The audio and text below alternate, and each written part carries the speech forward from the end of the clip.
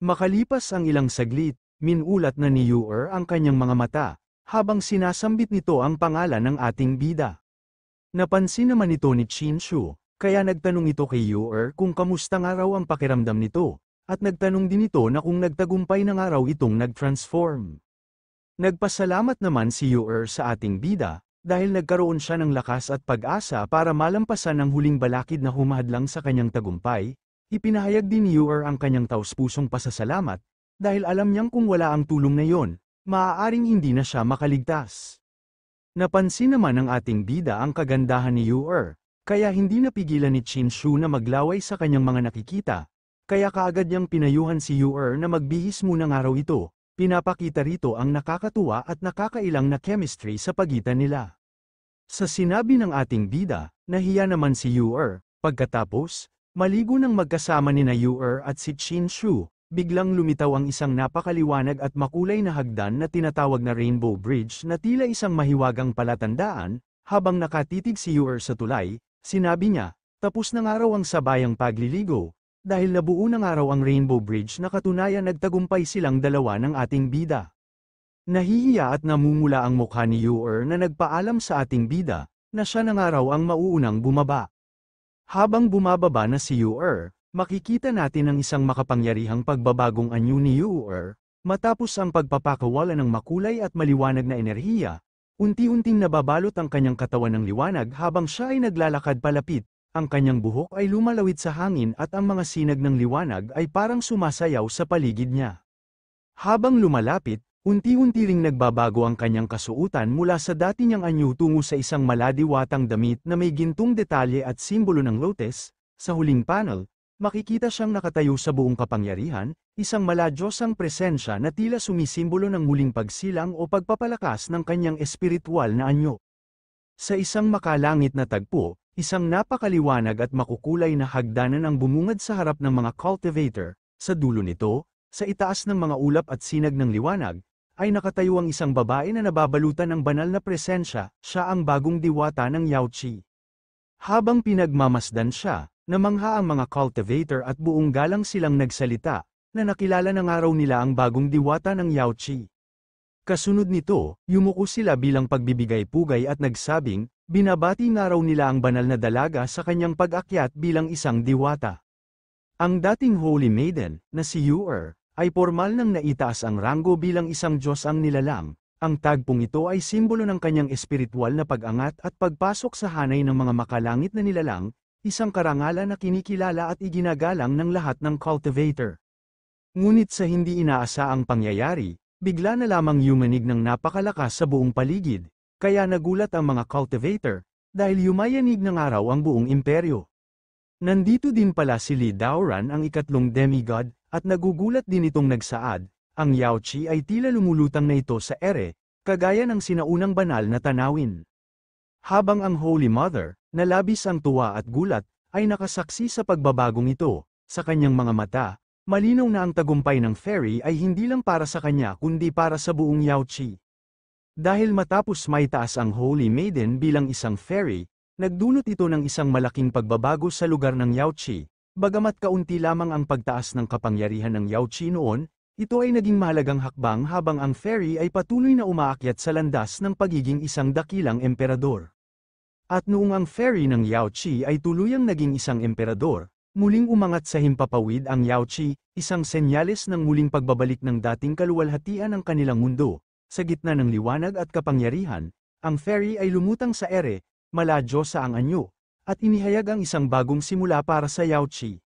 Pagkatapos nito, nakababa na si Yuer at si Chinshu, kasabay nun, binati ng ating bida si Yuer sa kanyang tagumpay, at sinabihan niya din ito na huwag niya nga raw siyang kalimutan kapag naging emperador ng araw ito sa hinaharap sa Yaoqi.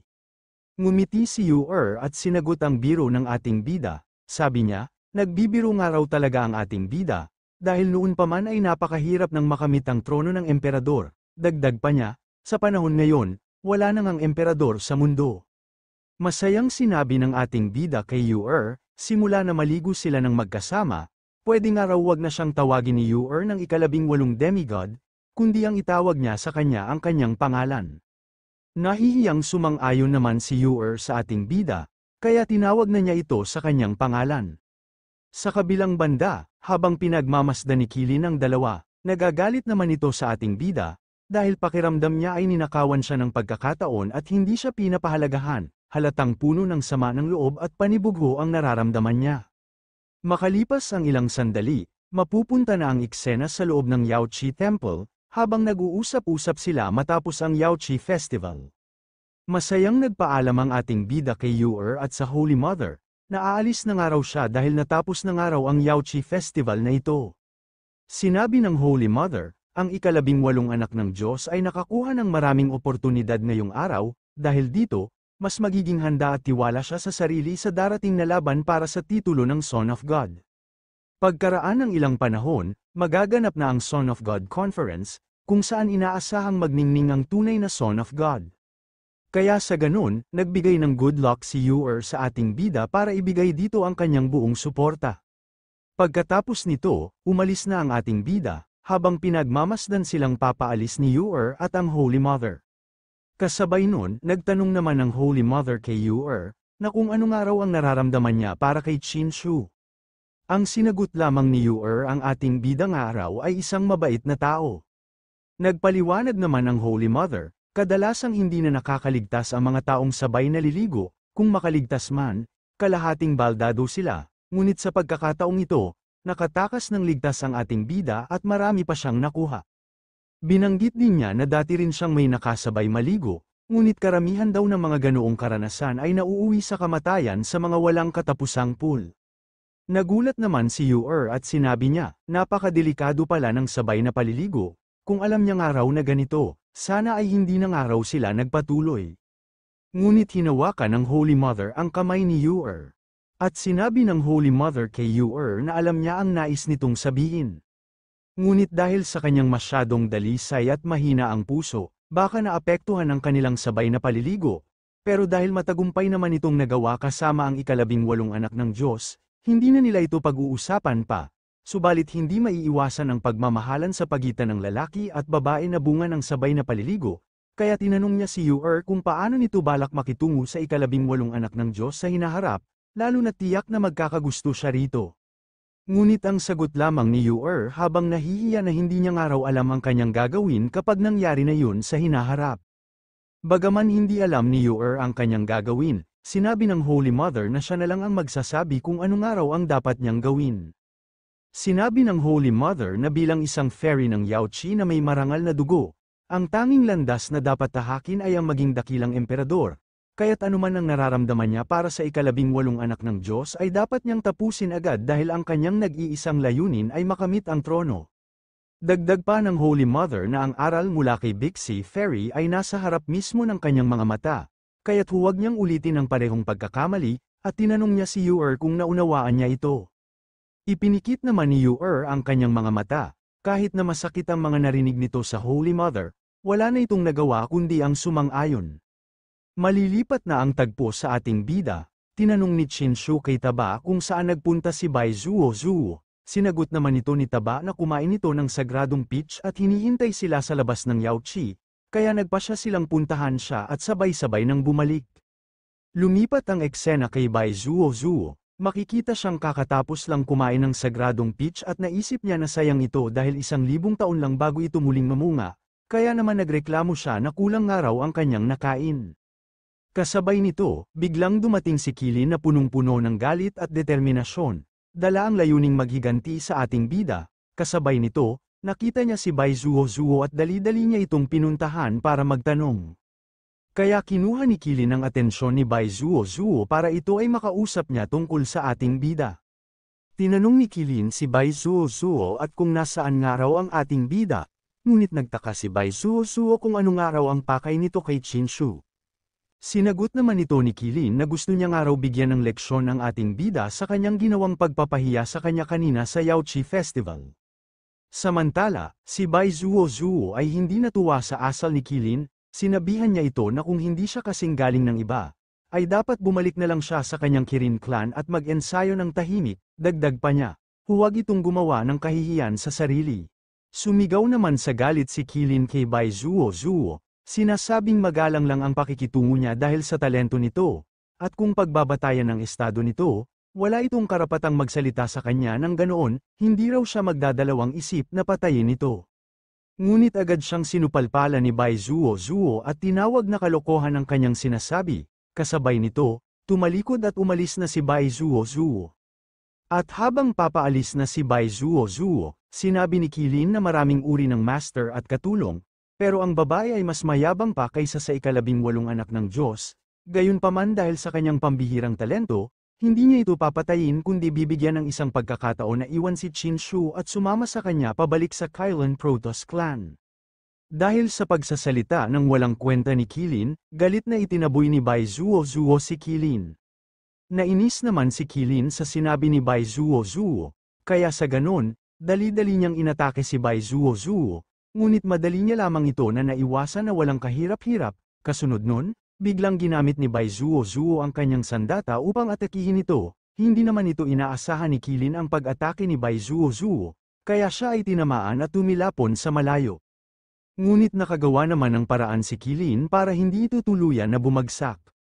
Pinuri ni Qilin ang husay ni Bai Zuo ngunit ipinahiwatig ang mababa niyang pagtingin dito bilang katulong lamang ng ating bida, sabay ipinaalam ang kanyang matinding determinasyon na makuha ang kanyang nais sa araw na yun.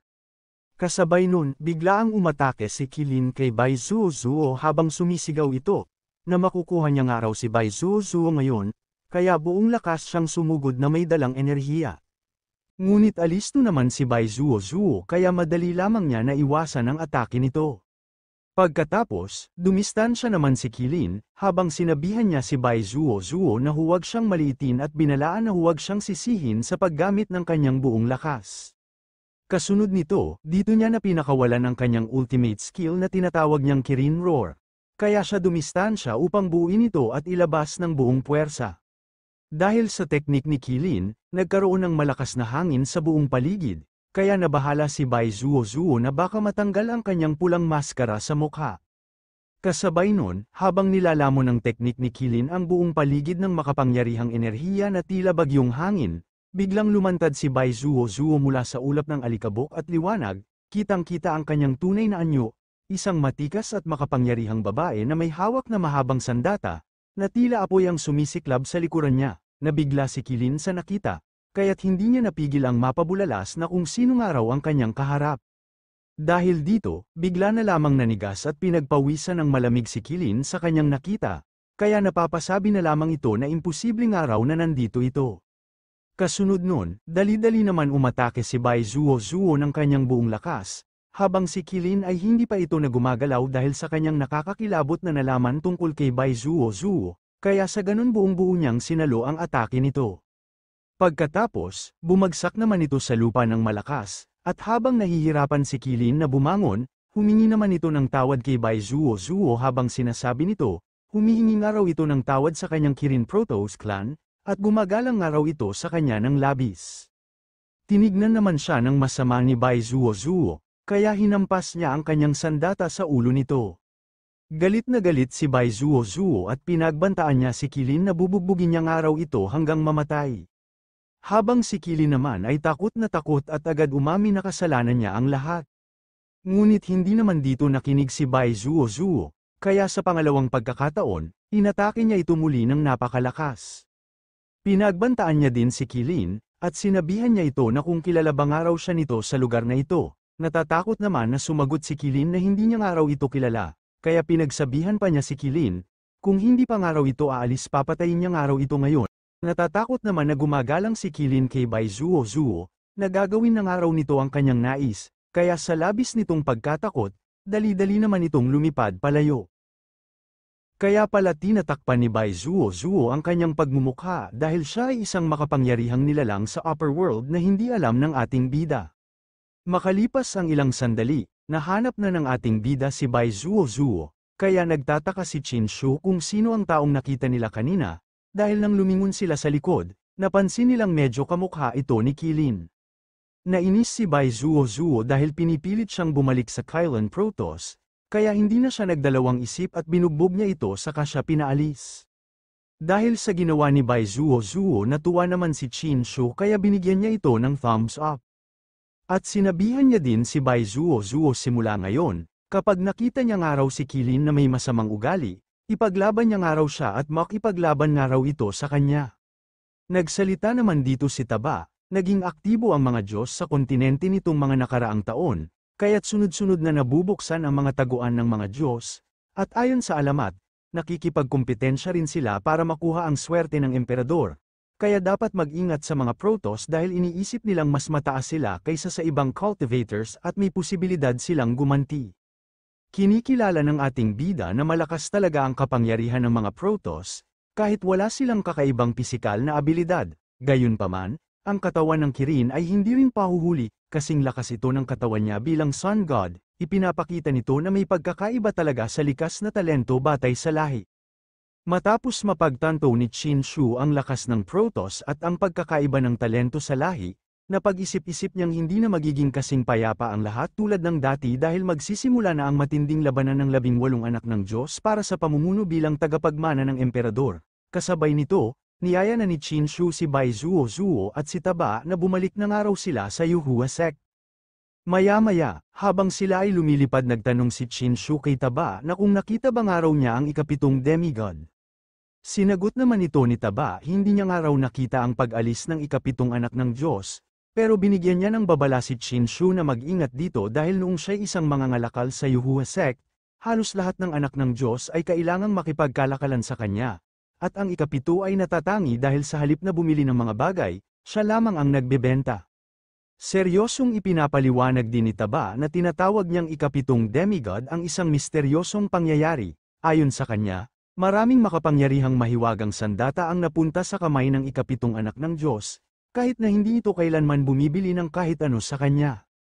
Ayon din kay Taba, lahat ng magagandang bagay ay nauuwi sa mga kamay ng Son of God, at tila'y may mga anak ng Diyos na nagsisilbi sa ikapitong anak. Dahil dito, ipinahihiwatig na makapangyarihan talaga ang ikapitong demigod. Ipinakita rin ang larawan ng ikapitong demigod na tila may kakayahang manipulahin ang lahat sa likuran, na nagpapakita ng posibleng lihim na puwersang nagpapagalaw sa mga kaganapan. Nauunawaan ito ng ating bida, na tila handa ng kumilos matapos malaman ang katotohanan ito. Kaya napaisip si Qin Shu dahil kahit may kinalaman siya sa pagkamatay ng 11th Son of God, ang ikapitong demigod pa rin ang tunay na pumatay dito, isang taong tahimik, walang awa, pero malaki ang nagagawa, kaya kung may pagkakataon, mas mabuting siya ang unang alisin. Habang sila ay lumilipad sa ere, bigla na lamang may napansin si Bai Zuo, kaya kinuha ni Bai Zuo ang atensyon ng dalawa para tignan ang kanyang nakita. Ang nakita ni Bai Zuo ay isang nasusunog na nayon na tila winasak at sinunog hanggang sa mapulbos, senyales ng matinding pag-atake o trahedyang kagagaling lang. Kaya napagpasyahan nila na tignan ito, kaya bumaba na din sila kaagad para suriin dito na kung ano ang nangyari. At sa pagkababa nila nagulat naman sila dahil nasunog nga raw ng buo ang lungsod na ito. Nagtaka naman ang ating bida na kung sino nga raw ang gumawa nito. May napansin naman dito si Bai Zuo, kaya dali-dali niyang kinuha ang atensyon ng dalawa para tignan ito. Ang nakita ni Bai Zuo ang mga labi ng mga tao na tuyot at halos kalansay na tila sinipsip ang kanilang buhay, isang malupit na patunay ng ginawang kalupitan sa lugar na yun. Kaya laking gulat na lamang nila sa kanilang nakita. Nagtanong si Qin Shu kay Taba na kung ano nga raw ang sa tingin nito sa sitwasyon na ito. Ngunit sa palagay lamang ni Taba na parang may sumipsip sa kanila hanggang sa matuyo. Habang nagliliyab ang kagubatan sa likod nila, may dalawang lalaki ang biglang tumakbo papunta sa ating bida, halatang takot na takot sila at mukhang humihingi ng tulong mula sa kung anumang panganib ang nasa likod nila. Sa gitna ng apoy ay lumitaw ang isang nilalang na nababalot ng pulang apoy, na sa kabila ng sigaw ng dalawang lalaking natakot sila at napasigaw. Kaagad naman umatake ang halimaw ng kanyang dambuhalang pulang galamay at walang awang pinatay sila sa isang iglap. Pagkatapos ng malupit na pag-atake ng nilalang na nababalot ng pulang apoy, ang dalawang lalaki ay nasunog hanggang sa maging abo ang kanilang mga katawan, habang ang kanilang mga mukha ay puno ng sindak at ang mga espiritu nila ay tila hinihigop ng lagablab ng apoy.